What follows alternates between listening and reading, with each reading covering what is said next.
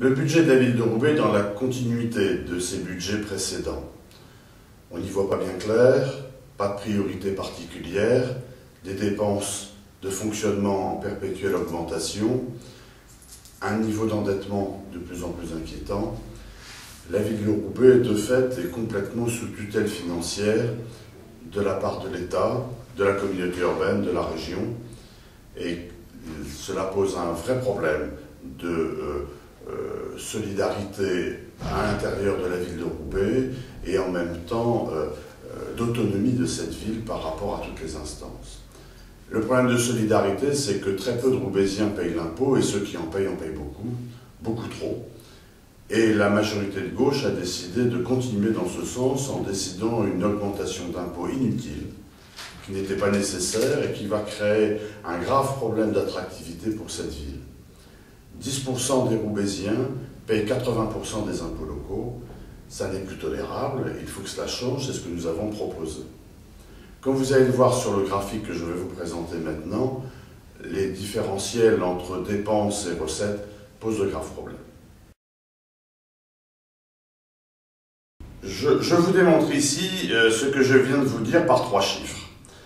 Le chiffre de la masse salariale, 60 millions d'euros de dépenses annuelles, qui est à comparer aux 30 millions de recettes des impôts locaux que payent les Roubaisiens. Comme vous le voyez, les impôts ne payent que 6 mois des salaires des fonctionnaires de la ville de Roubaix. C'est déjà donc très insuffisant. Mais si vous le comparez également aux 125 millions d'euros du fonctionnement général de la ville, ces 30 millions représentent moins de 25% de l'ensemble de ses dépenses. Oui, Roubaix n'a pas les moyens de mener ses politiques et n'a plus d'autonomie financière.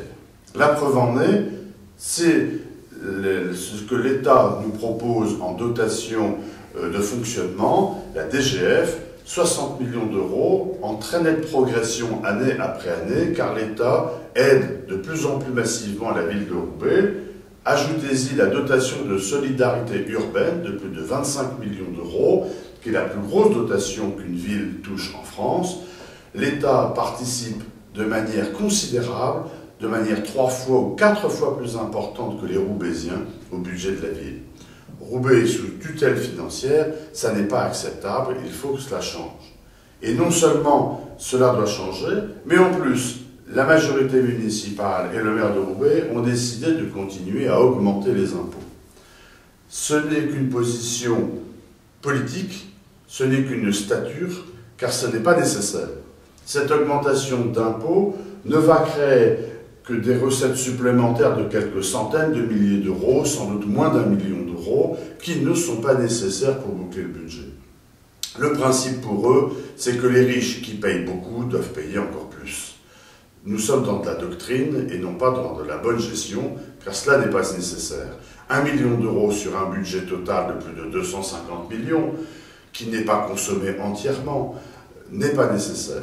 Je vous rappelle simplement qu'en sur le budget 2010, il restait à dépenser presque 10 millions d'euros. Il suffisait donc simplement d'utiliser une partie de ces 10 millions d'euros pour ne pas augmenter les impôts. Voilà pourquoi ce budget n'est pas bon. Voilà pourquoi ce budget est une posture inacceptable que je dénonce fortement.